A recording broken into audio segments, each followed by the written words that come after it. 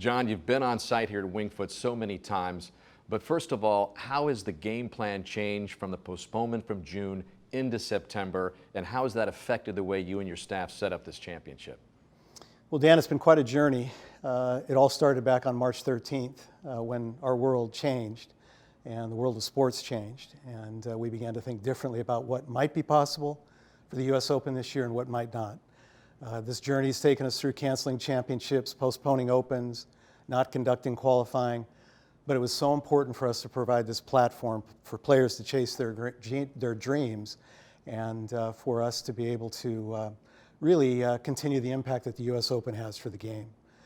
As far as how it's impacted our setup, well, we're going to have less daylight in September. We're going to have about 2.5 hours less. So most of the maintenance will be done in the dark. Our golf course setup early in the mornings will start at 5:45. It's not light then. We'll do it under LED lights.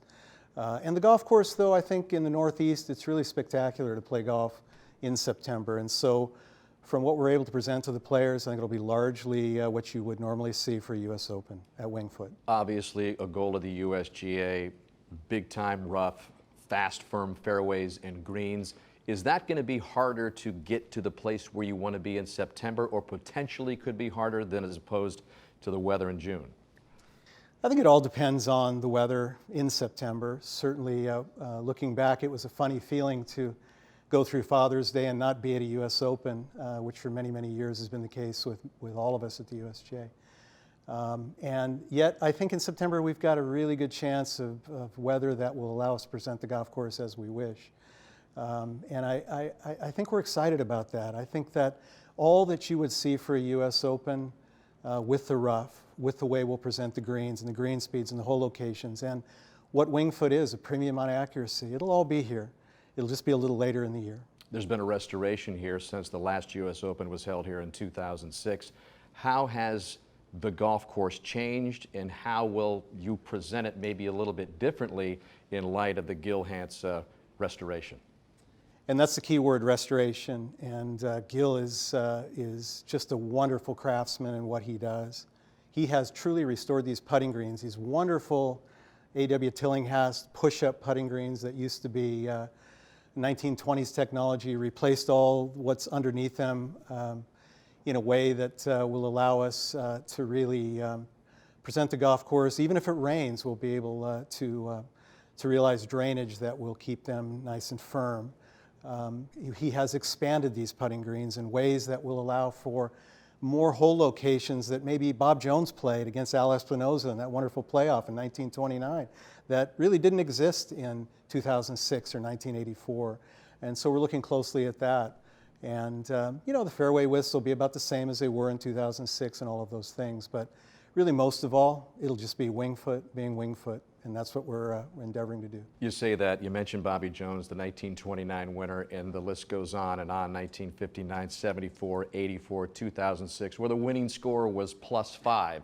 You know, we get asked around this club all the time, what do you think is going to be the winning score? And it's impossible to predict, but is it still the USGA's mantra to make it around par, or what's the mindset going into this 6th U.S. Open? You know, I think a lot of people would be surprised to hear us talk about, we really don't have a target score. Every one of our U.S. Open venues is different, and the weather is different everywhere we go, depending on conditions. Last year at Pebble Beach, we didn't get some wind, scores a little bit lower, but we didn't force it. And we're not going to do that this year. Whatever the weather presents to us, we'll make do. I think for us, it's about hole by hole.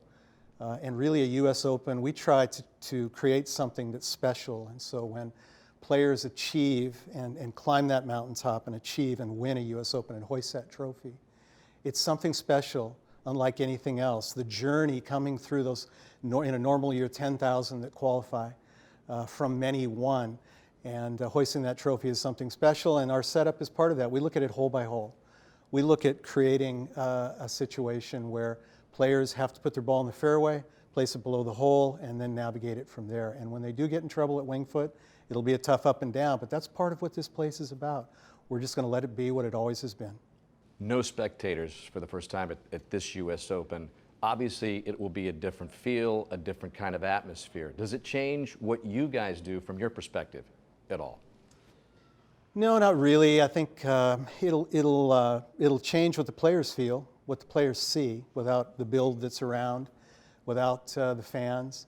Might be a little leery of hitting it outside the ropes during the week of the U.S. Open. You might find a little more rough that's not trampled down, a little tougher way to navigate out of those lies. Without the build, you won't see as many drops from structures as you might see, or from grandstands.